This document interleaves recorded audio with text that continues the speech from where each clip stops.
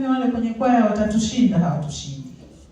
Na tukichukua njia hiyo hapo, tutapunguza wingi. Kati ya 66,000 tunaweza kufika hata 33,000 wakaweza kulipa ada. Kwa hiyo mimi najaribu kuwahamasisha tulipe ada. Hamasa hii ambayo tunaizungumza ndio hata njia ambayo tunatumia kule ninakotoka mimi, ikatusaidia kuweza kukusanya ada kwa wanachama wetu. Kwa hiyo mbinu hiyo tuichukue kama viongozi, na mbinu nyingine ambayo unaona inafaa, tujitahidi kwa ajili ya kuhakikisha kuweka vizuri uhai wa chama chetu, Chama cha Mapinduzi. Na ikiwezekana, si tunakwenda kwenye miaka 50 ya Chama cha Mapinduzi, kule tunapokwenda miaka ile 50 ya Chama cha Mapinduzi, hebu twende tukiwa na 90% ya wanachama wamelipa ada. Mmeanzisha nini? Ambapo nyinyi mmejiunga. Sababu tayari akalipa kuelekea kwa 7. Mwenyekiti katibu wajua kwa sababu. Si kikundi tayari. Ina maana hamjui kitu cha kufanya. Ina maana mkianzisha nyie binafsi mkapata hii mikopo mkaendeleza. Mna uwezo wa kuchangia kuanzisha miradi ambao kwenye kata yenu wa chama. Tumeona kina mama. Kina mama ni watu ambao siku zote wako wale organize. Mimi ndio pale nilipokaa mara 2 nilipita huko, tulikuwa sijaikuona. Nakuta boda wanasimamisha, wako na picha. Boda mwenzao wamefariki mpaka ajaye. Tunachangisha, tunataka kufanyaje? Kusafirisha. Nikaambia vijana, hivi mnafikiri labda mamalishe mafundi cherani wa mama hawajawahi kufa? Nisafirishai kwa mama picha na picha ya msaba gani tunachangisha wakazike. Wasafirishe, nimeshawahi kuna kitu kama hicho? Hapana. Kwa nini? Tuna vikundi vingi. Kwa vingine ambavyo sisi tunajiwekea utaratibu jamii. Ikitokea tatizo tutafanya hiki. Kwa tumejifunza kusave pesa ambazo zinatusaidia katika matatizo mbalimbali. Kadhalika tukiwa tuna mradi wa chama chetu, tawi letu, labda kata yetu, jumuiya yetu, mkiwa na mradi wenu, yani naamua jamani, hivi penye hapa tumeenda na kutembelea Dodoma kule. Hatujaita. Na sisi tunayo. Hebu twende basi tukajifunze kitu Dodoma. Kwa hiyo utapata exposure, tunaanza kuendeleza na kujiendeleza jumuiya yetu kwa sababu tuna miradi tulionayo ni michache. Ndugu zangu, uongo?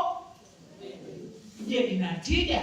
Ni miradi yenye tija ambayo sasa hivi imetokea tu, wanasema jamani, Indonesia wametoa nafasi kwa wanawake 10 wakajifunze, mjigaramie tiketi za ndege kila mtu milioni 4. Tunaweza. Lakini hata huyu ulianza kama, naomba tuanze kidogo kidogo. Tunatamani sana tuweze kuwa na miradi ambayo itaweza kuiendesha jumuiya yetu. Nimeenda kuangalia nyumba ya katibu pale na kwambia, nyumba nzuri. Yaani kama nyie mliko wazuri yani. Yaani unaona kabisa hii imeplaniwa na kina mama wanaojitambua. Nzuri sana, mali nzuri kufikia. Lakini katibu anapata changamoto, tumekaa pamoja 2 3. Lakini kiangalia watu tulikonyukilia tukopendeza hivi. Ndio katibu wetu hadi nyumba yake hata kusakafiwa hajakasakafiwa. Kwa sababu gani? Hatuna vitega uchumi. Halmashauri ya mji wa Mafinga, lakini wilaya ya Mafinga kwa jumla. Toka mwaka 2024 mpaka 26 hadi sasa ukisema Mheshimiwa Rais wa Jamhuri ya Muungano wa Tanzania, kuna miradi mingi sana ambayo ameifanya ndani ya hospitali yetu ya mji wa Mafinga. Mmoja wa mradi mkubwa ambao umefanywa chini ya awamu ya 6 ambayo inaongozwa na Mheshimiwa Rais Samia Hassan Suluhu ni ujenzi wa kiwanda cha kuzalisha katiba chenye thamani ya shilingi 1.7 bilioni. Lakini sambamba na hilo pia kuna fedha ambayo Mheshimiwa Rais amezitoa ambao utekelezaji wake umeanza 2024-2026 ambao ni ujenzi wa wodi kwa ajili ya huduma kina mama maternity complex pamoja na ICU chenye thamani ya shilingi milioni 900. Miradi hii yote kwa ujumla wake imeweza kukamilika ndani ya mwaka wa fedha 2024-2025 na kwa sasa nafanya kazi kwa 100%. Sisi nipende kutoa shukrani kwa Mheshimiwa Rais kwa kuweza kutupa fedha ndani ya halmashauri yetu kuweza kuichochea hii miradi ya afya ili kuhakikisha kwamba wananchi wa mji wa Mafinga wanapata huduma rafiki, lakini anakuwa ameboresha utoaji wa huduma kwa wananchi. Na sasa huduma za afya ndani ya halmashauri yetu zimeimarika kwa kiwango kikubwa ukilinganisha na siku za nyuma. Ndugu wajumbe wa UWT, hiyo ni historia fupi, lakini pia miradi ambayo imeweza kutekelezwa ndani ya hospitali ya mji wa Mafinga. Asante sana. Na mwenyekiti wetu wa kata hii, kaka yangu, kwa kukipa kura Chama cha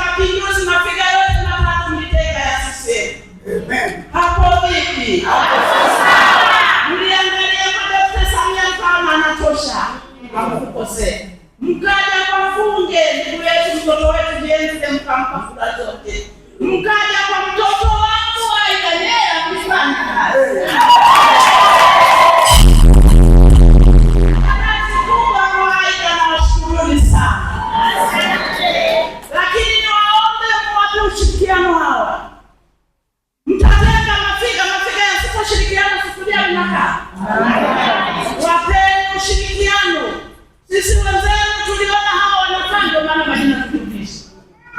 Kwa hiyo wapeni ushirikiano mkubwa ili waweze kuleta maendeleo kwenye kata yetu ya Mbalamaziwa. Kikubwa ni waombe sana kwa mtoto wangu David Kienzi, naibu waziri. Najua hata mkusanyiko huu kuna mkono mrefu wa Kienzi.